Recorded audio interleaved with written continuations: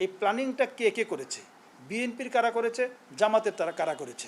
এই ব্যানারটাকে ব্যবহার করে তারা কিন্তু সন্ত্রাসী কর্মকাণ্ডগুলি পরিচালনা করেছে। কোনো ছাত্রের গায়ে একটি ফুলের টোকাও আমরা দেই নাই। গ্রেফতারের ক্ষেত্রে অনেক বিচার বিবেচনা করছি। যদি কেউ নিরীহ লোক থাকে আমরা তাকে সসম্মানে ছেড়ে দিচ্ছি। এই প্ল্যানিংয়ের সঙ্গে, প্রিপারেশনের সঙ্গে, ইন্টেনশনের সঙ্গে কারা কারা জড়িত তাদের প্রত্যেককে আমরা আইনের আওতায় নিয়ে আসবো। কোটা সংস্কারের যে আন্দোলন, এই ব্যানারটাকে ব্যবহার করে তারা কিন্তু সন্ত্রাসী কর্মকাণ্ডগুলি পরিচালনা করেছে। এবং কোটা সংস্কার বর্তমান মাননীয় প্রধানমন্ত্রী বঙ্গবন্ধু কন্যা শেখ হাসিনা কিন্তু কোটা সংস্কারের জন্য ছাত্রদের যৌক্তিক দাবি দেওয়া পূরণের জন্য শতভাগ আন্তরিক ছিলেন এবং ছিলেন বিধায় আপনি দেখেছেন যেই প্রজ্ঞাপন জারি করা হয়েছে।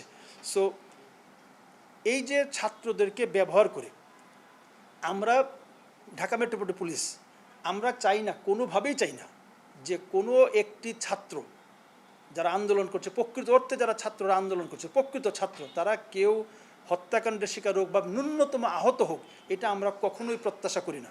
যেই কারণে আমরা কিন্তু দীর্ঘদিন যাবৎ এই আন্দোলনের শুরু থেকে দেখবেন পুলিশ কিন্তু সর্বোচ্চ সহনশীলতা প্রদর্শন করেছে।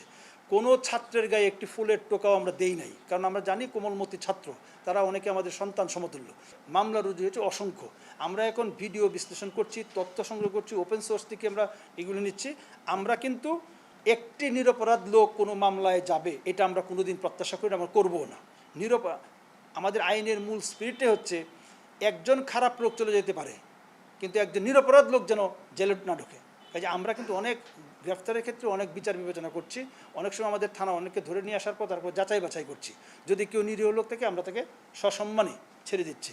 কিন্তু যারা প্রকৃত সন্ত্রাসী, এই 154টি মামলায় যারা প্রকৃত সন্ত্রাসী, আমি বলছি যারা এক্সিকিউশনে ছিল, যারা প্ল্যানিংয়ে ছিল, এদের সবাইকে কিন্তু এই নেটটাকে পুরো, যে আমি প্রথমে যে 3টা স্টেপ থাকে, একটা হচ্ছে ইন্টেনশন, যে ইন্টেনশনটা কার মাথায় ছিল, কার অথবা কাদের।